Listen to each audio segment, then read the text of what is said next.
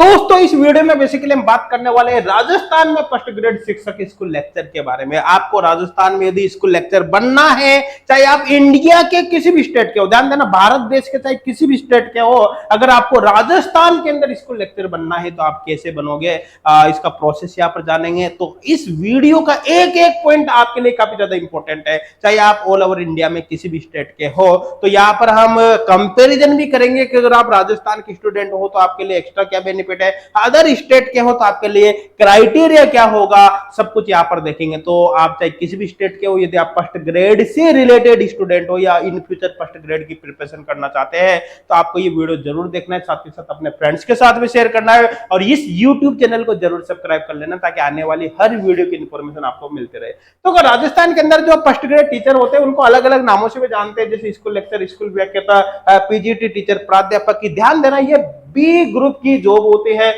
यहाँ पर अपन बात करें कि जो टीचर्स इन राजस्थान है वो अलग अलग लेवल के होते हैं। देखो जो टीचर्स कॉलेज लेवल पर पढ़ाते हैं, कॉलेज के अंदर पढ़ाते हैं, उनको असिस्टेंट प्रोफेसर या कॉलेज लेक्चर बोलते हैं। और जो स्कूल लेवल पर जो टॉप लेवल के टीचर होते हैं, ध्यान देना स्कूल लेवल पर भी टॉप लेवल के जो टीचर होते हैं उनको फर्स्ट ग्रेड टीचर या स्कूल लेक्चर बोलते हैं, जिसके बारे में हम इस वीडियो में डिटेल में बात करेंगे। यहाँ पर बता देता हूं, जो सेकंड ग्रेड टीचर होते हैं वो स्कूल लेवल पे थोड़े से नीचे के टीचर होते हैं, 10th क्लास तक ही पढ़ाते हैं, जबकि फर्स्ट ग्रेड के टीचर 11th 12th क्लास तक पढ़ाते हैं। और जो थर्ड ग्रेड टीचर होते हैं वो लगभग 8 क्लास तक के टीचर होते हैं। यहाँ पर भी दो अलग अलग लेवल होते हैं, एक 5th क्लास और एक 8th क्लास तक के। और जो थर्ड ग्रेड के टीचर होते हैं वो रीट के थ्रू बनते हैं, इनका एग्जाम डिफरेंट होता है। अपन को बात करनी स्पेशली अभी फर्स्ट ग्रेड टीचर के बारे में। देखो फर्स्ट ग्रेड टीचर से रिलेटेड जितनी भी इंफॉर्मेशन आपको मिलेगी वो सबके सब सारी इंफॉर्मेशन कहां से मिलेगी, आपको आरपीसी की वेबसाइट से मिलेगी, rpc.rajasthan.gov.in। इस वेबसाइट को आप कंटिन्यू विजिट करते रहना। हालांकि समय समय पर हम स्टूडेंट को ऑलरेडी इंफॉर्मेशन प्रोवाइड करते रहते हैं। देखो जो फर्स्ट ग्रेड का एग्जाम होता है वो डिफरेंट डिफरेंट सब्जेक्ट में होता है। आप यहाँ पर देख सकते हैं कि कौन कौन से सब्जेक्ट में फर्स्ट ग्रेड का एग्जाम होता है।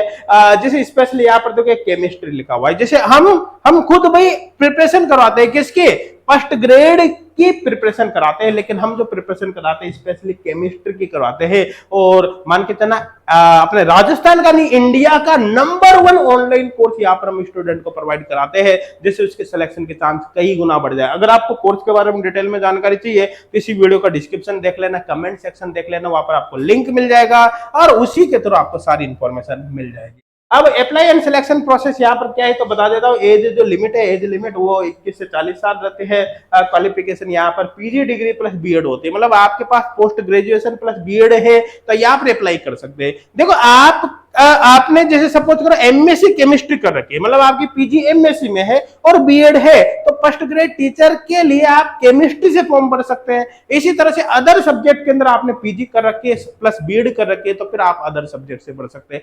जिस सब्जेक्ट का आपको फर्स्ट ग्रेड टीचर बनना है उसी सब्जेक्ट में आपकी पोस्ट ग्रेजुएशन मतलब पीजी होना जरूरी है। सिलेक्शन प्रोसेस क्या होता है कि सबसे पहले आपका एक objective multiple choice question paper exam होता है, ऑफलाइन मोड में होता है।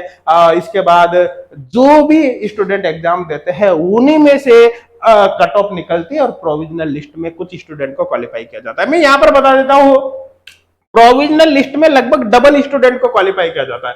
जैसे सपोज करो किसी सब्जेक्ट के अंदर मान लो 100 पोस्ट है तो 200 स्टूडेंट को क्वालिफाई किया जाएगा, है ना। 200 पोस्ट है तो 400 स्टूडेंट को क्वालिफाई किया जाएगा, मतलब यहाँ पर डबल स्टूडेंट को क्वालिफाई किया जाता है। जितने भी स्टूडेंट को प्रोविजनल लिस्ट में क्वालिफाई किया जाता है उनका डॉक्यूमेंट वेरिफिकेशन होता है और फिर फाइनल लिस्ट निकलती है। फाइनल लिस्ट में जिन स्टूडेंट का नाम आता है फाइनली उन्हीं का सिलेक्शन यहाँ पर होता है। यहाँ पर मैं आपको बता देता हूँ कि सबसे बड़ा फायदा यह है कि राजस्थान के अंदर जो फर्स्ट ग्रेड की वैकेंसी निकलती है उसमें कोई इंटरव्यू नहीं होता, विदाउट इंटरव्यू आपका सिलेक्शन होता है। इससे क्या होता है कि आप एक बड़ी परेशानी से बच जाते हो। देखो एक बात आपने बहुत अच्छे से सुनी होगी, जाना होगा, समझा होगा कि जहां भी इंटरव्यू होता है वहां पर धांधली बहुत ज्यादा चलती है, करप्शन वहां पर बहुत ज्यादा होता है। इंटरव्यू में लाखों रुपए की हेराफेरी हो जाती है, उसके बाद बच्चों का सिलेक्शन होता है। तो ये जो करप्शन है ना भाई बहुत ही खतरनाक है। सबसे बड़ी बात यहाँ पर क्या है, यहाँ पर इंटरव्यू ही नहीं है। इंटरव्यू नहीं है तो करप्शन होने के चांस बहुत ही कम है। हो सकता है किसी सेंटर पे छोटी मोटी चीटिंग हो जाए, वो बात अलग है, अदरवाइज यहाँ पर करप्शन के चांस कम से कम उन जगह से काफी कम है जहां पर इंटरव्यू होता है, क्योंकि सबसे ज्यादा करप्शन ही इंटरव्यू में होता है। अब बात करें पर फर्स्ट ग्रेड यहाँ पर इसके एग्जाम पैटर्न की, तो आपको बता देता हूं आपके 2 पेपर होते हैं।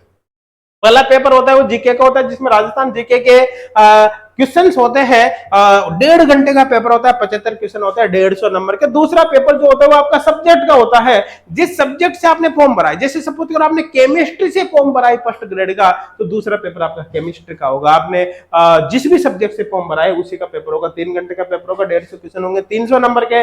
टोटल यहाँ पर 450 नंबर होते हैं। मतलब आपकी जो कट ऑफ बनती है, मेरिट बनती है, वो 450 नंबर से बनती है। यहाँ पर नेगेटिव मार्किंग होते हैं 1/3 नेगेटिव मार्किंग होते हैं। और साथ के साथ ही यहाँ पर एक बात ध्यान देना, मिनिमम क्वालिफाइंग मार्क्स आपको लाना जरूरी है। मतलब प्रत्येक पेपर, फर्स्ट और सेकंड दोनों पेपर में आपको मिनिमम 40% मार्क्स लाना ही है।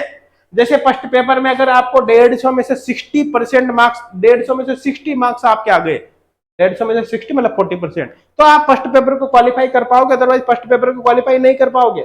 इसी तरह से सेकंड पेपर में भी 40% मार्क्स लाना जरूरी है। मतलब 300 में से 120 मिनिमम आपके मार्क्स होने चाहिए, अदरवाइज आप टीचर बन ही नहीं पाओगे। मतलब कम से कम 40% मार्क्स तो आपके दोनों पेपर में होना ही चाहिए, फर्स्ट में और सेकंड में। आपके एक पेपर में बहुत ही अच्छे मार्क्स आ गए, दूसरे में बहुत कम रह गए, चाहे आप ओवरऑल कट ऑफ को क्वालिफाई कर जाओ, लेकिन फिर भी आपका सिलेक्शन नहीं होगा। दोनों में क्वालिफाई होना जरूरी है, इस बात का आपको ध्यान रखना है। अब बात करें यहाँ पर जो राजस्थान के स्टूडेंट है और अदर स्टेट के स्टूडेंट है, उनके लिए बेसिक क्राइटेरिया क्या होता है। तो यहाँ पर आप देख सकते हैं, अगर अप्लाई करने की बात करें तो चाहे आप राजस्थान के हो चाहे अदर स्टेट के हो, आप यहाँ पर क्लियर अप्लाई कर सकते हैं। राजस्थान के स्टूडेंट जो अप्लाई करेंगे वो कैटेगरी वाइज करेंगे, SC ST OBC एटसेट्रा इस तरह से करेंगे, जबकि अदर स्टेट के स्टूडेंट जनरल या अनरिजर्व्ड कैटेगरी में अप्लाई करेंगे। एज लिमिट की बात करें तो 21 से 40 साल है, चाहे आप राजस्थान के हो चाहे अदर स्टेट के हो।